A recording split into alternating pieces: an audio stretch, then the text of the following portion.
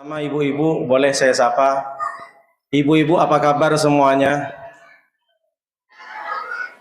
Dari bunyi nampaknya kurang sehat. Padahal kolak, cendol udah masuk 3 mangkok. Badan ibu sehat, pikiran sehat, isi dompet sehat tidak? Masya Allah. Isi dompet tergantung suami Pak Ustadz. Tapi kan ibu-ibu bendaharanya. Makanya banyak bapak-bapak bilang ibu negara. Suaminya pulang, habis itu balik lagi keluar. Mau kemana bang? Mau ngopi dulu. Nggak ada duit dek. Ini duit 5.000. Kok 5.000 untuk parkir aja? Nanti kalau banyak-banyak begini lagi kau. Bukan ibu-ibu di sini. Bapak Ibu yang dimuliakan oleh Allah SWT, wabil khusus sahabat lama saya, Ustadz Damba Putra, Abu Ahmad Al-Fatih. Beliau ini salah satu pelopor, pendorong, pemotivasi saya untuk dakwah. Dulu saya sama-sama di Iskandar. Saya nggak terlalu tertarik dakwah karena saat itu saya masih fokus ngajar bahasa Inggris. Karena memang S1 saya bahasa Inggris. Jadi diajaklah sama beliau, sama Pak Panji dulu di sini masih musola. Masih membernya masih dari Bajaringan. Ustadz, cobalah kita bahas tentang masalah zakat Pak Ustadz. Saya tak mau, tak enak lah Pak Damba. Cobalah dulu. Jadi saya tahu persis mulai dari awal sebelum dibangun Masjid Baitul Ma'mur ini dari musola dan sampai hari ini. Jadi kalau saya dibilang saya ini orang lama, bedanya saya tidak ada di rumah di sini. Ini ada saksinya. Tak percaya tanya sama beliau. Rupanya ketemu lagi. Udah berapa bulan kita ketemu, sekarang sudah bertambah dia. Ibunya, istrinya juga teman saya dulu Iskandar. Tambahnya apa Pak Ustadz? Selain tambah anak, tambah jambang deh. Masya Allah, tabarakallah.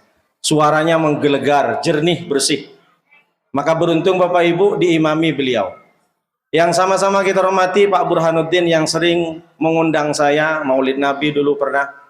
Mudah-mudahan sehat selalu karena beliau mendoakan saya. Bapak Ibu tak bisa sebutkan satu persatu, para habaib, para ustadz, para asatid, tokoh masyarakat, Pak RT, Pak RW, kepala suku, kepala pimpinan, insya Allah terutama yang hadir di Masjid Baitul Ma'mur ini dimuliakan oleh Allah Subhanahu wa taala. Bersyukur kita kepada Allah dengan ucapan alhamdulillah, berselawat kita kepada Rasulullah dengan ucapan Allahumma sholli ala sayyidina Muhammad wa ala ali sayyidina Muhammad. Bapak Ibu, banyak ustadz, Pak Kiai kalau ceramah itu pasti tidak luput dengan tingkatkan keimanan dan ketakwaan, tingkatkan iman dan takwa. Mumpung bulan Ramadan. Tentu iya. Tapi jangan lupa Bapak Ibu, yang harus ditingkatkan bukan hanya sekedar iman dan takwa, tapi ilmu tentang puasa, ilmu tentang Ramadan. Mumpung di sini ada Ustadz Danba, ada Pak Burhan, ada ustadz-ustadz lain, tanya. Apa salah satunya Pak Ustadz? Masalah niat. Ini masalah-masalah klasik. Banyak orang laki-laki terutama, kenapa tak puasa Pak? Saya lupa niat Pak Ustadz. Nah, ini penting yang harus disampaikan. Niat ini dalam kitab Kifayatul Akhyar disebutkan, duhulun niyah min ghurubis syamsi wa yanhi bitulu'il fajri inda Syafi'i wa Maliki wa Ahmad ay Ahmbali. Kalau menurut Imam Maliki, Imam Syafi'i, Imam Ahmad bin Hambal, atau yang kita kenal dengan Imam Hambali, niat itu sudah paten antara ketika terbenamnya matahari sampai munculnya terbitnya fajar. Wajib niat dibaca di situ. Kalau di luar itu maka tidak sah. Tapi jangan lupa, menurut Imam Hanafi wa inda Abi Hanifah, menurut Imam Hanafi bizawalis syamsi, sampai tergelincirnya matahari, yakni sampai duhur. Mohon maaf, jadi kalau ada bapak-bapak, ibu-ibu, karena bulan puasa ini haram makan dengan cara apapun, bagi orang yang mampu, tidak musafir, tidak sakit, dan tidak lumpuh, sehat badan. Jadi gimana kalau bapak ibu lupa tidak baca niat antara maghrib sampai subuh, maka masih boleh taklidan lil Abi Hanifah, mengikuti Imam Hanafi. Kapan? Yang penting jangan lewat duhur. Maka misalkan jam 8 bapak ibu tidak niat, malamnya lupa, lupanya syar'i bukan lupa sengaja, maka ibu bapak boleh niat di waktu jam siang. Tapi menurut Imam Hanafi, kalau Bapak Ibu takut ikut Imam Hanafi, tak usah dilaksanakan. Maka gimana Pak Ustadz? Tetap puasa, karena haram tidak berpuasa, tapi tetap dikodok nanti setelah selesai bulan Ramadan. Tapi kalau Bapak Ibu saya sampaikan hari ini, menurut Imam Hanafi, boleh, silahkan. Yang penting tidak lewat duhur. Ini ilmu. Jadi kitabnya ada. Kalau puasa sunnah tidak masalah, tak niat pun tak masalah. Misalkan puasa Senin Kamis, puasa Ayyamul Bait, puasa Daud Senin puasa, Selasa tak puasa. Misalkan bapak-bapak habis gotong royong dari masjid, tiba-tiba sampai ke rumahnya, adik sudah masak belum? Tak ada masak pagi ini. Ya udah aku puasa, boleh. Langsung niat, asalkan bapak-bapak di waktu gotong royong tidak ngambil 2 batang rokok sampurna. Kalau sudah sempat 2 batang rokok sampurna, jangan pula saya puasa dek. Enggak bisa begitu. Yang penting dari subuh sudah tidak makan. Maka niatkan puasa itu puasa sunnah. Yang pertama, ini masalah fikih. Lalu yang kedua, jangan sampai tidak sahur karena hukum sahur sunnah muakkad. Rasulullah tidak pernah meninggalkan sahur. Tasahharu fa inna sahur berkatun. Bersahurlah kalian karena sesungguhnya di dalam waktu sahur ada berkah. Apa berkah pertama Pak Ustadz? Pertama adalah bisa bangun dan bisa melaksanakan sholat tahajud. Bukan saya suudon, mana tahu Bapak Ibu sebulan sebelum Ramadan tak pernah tahajud, maka waktunya ketika bangun dari sahur jangan langsung cari makanan, ambil wudu, sholat 2 rakaat minimal. Wa minal laili fatahajjat bihi nafilatan laka asa ayyab'atsaka rabbuka maqaman mahmuda. Wa qul rabbi adkhilni mudkhala sidqin wa akhrijni makhraja sidqin waj'al li min ladunka sultanan nasira. 4 keutamaan orang tahajud. Allah akan berikan maqaman mahmuda. Allah kasih tempat derajat yang tinggi di surga. Meskipun masuk surga, surganya bukan kaleng-kaleng. Rumahnya besar, bungalau macam kita di Batam nih, sama-sama di Batam. Tapi ada di Ruli, ada di 30, 32, 36. Ada yang punya rumah dengan kapling-kaplingnya. Begitu juga dan di surga. Lahum darajatun 'inda rabbihim wa maghfiratu wa rizqun karim. Di surga juga kita berderajat. Ada yang rumah lengkap dengan kolam, dengan garasi dan mobilnya. Ada juga di surga, di pojoknya surga. Ketemu sama Nabi 10 tahun sekali. Sama-sama surga, tapi jarang ketemu Nabi. Maka kita pengen masuk surga, rumahnya besar, pekarangannya besar, setiap hari bisa memeluk Nabi Shallallahu Alaihi Wasallam. Jadi yang pertama tahajud. Lalu yang kedua, berkahnya apa? Bisa makan kumpul-kumpul. Yang selama ini bukan di sini, bapak-bapak yang sering makan sama bini orang, sama teman sekantor.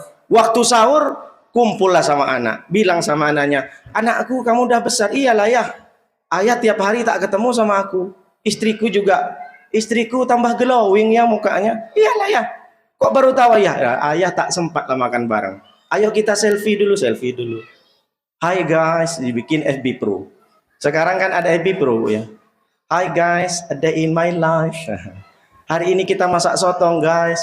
Bukan masak sotong untuk suami. Untuk siapa Pak Ustadz? Untuk konten. Biar dapat monet 2 juta. Dapat duit nanti. Anak berak pun difoto juga di video. Hai guys, anak saya lagi berak guys. Bukan orang sini. Di mana Pak Ustadz? Di sinetron Indosiar. Kalau di sini tidak ada. Jadi apa maknanya? Makan bersama-sama. Itulah kenapa. Tapi jangan sampai bilang sama istrinya, udah mandi besar. Nah, ini masalah juga.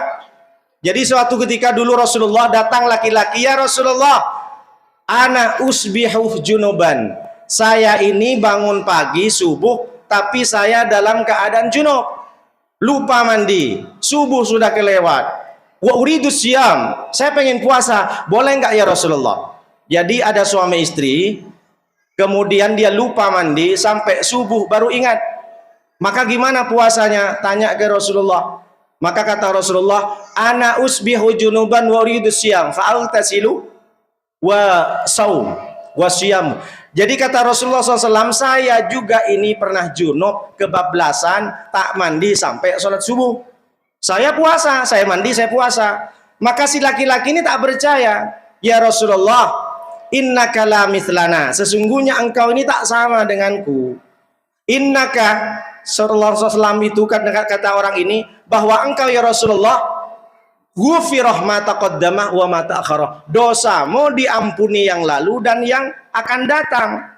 Jadi saya dengan engkau nih tak sama ya Rasulullah. Tolonglah kasih jawaban yang enak ya Rasulullah. Waghadiba Rasulullah. Rasulullah langsung marah. Apa kata Rasulullah? Ana akhsya'u wa a'lamu. Saya ini lebih tahu dan saya lebih takut kepada Allah. Jadi jangan ngeyel. Silahkan. Jadi Bapak Ibu kalau kebablasan tak mandi silahkan lanjutkan. Yang penting dengan catatan junubnya sebelum subuh. Jangan setelah subuh yang junub. Setelah subuh sama istri sama suami tiba-tiba lanjutkan kata Ustadz Nuruddin. Enggak, salah itu. Junubnya itu sebelum subuh. Ini fikih.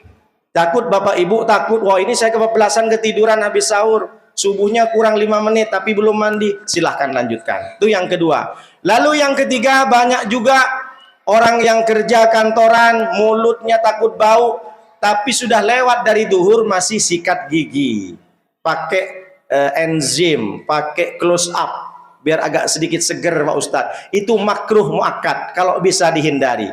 Yang boleh bersiwak, yang boleh bersikat gigi itu sebelum duhur.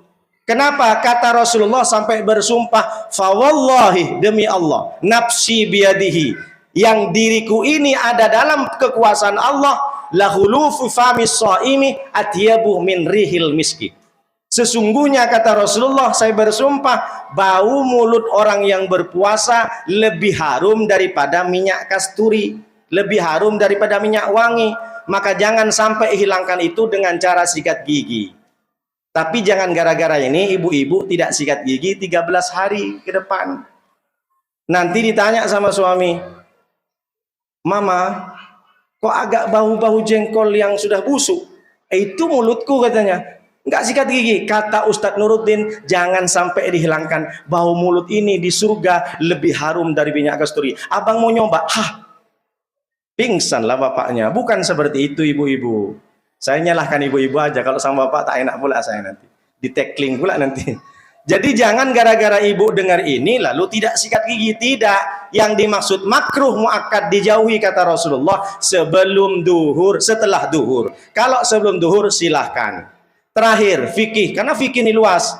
Banyak yang sekarang ibu-ibu tidak ganti puasanya. Sudah kena penalti. Macam STNK sudah expired tapi tidak diperpanjang, nggak bayar denda ke Samsat. Maka motornya tetap tidak dikatakan bodong karena PBKB dan STNK ada. Cuma kalau keluar agak rentan.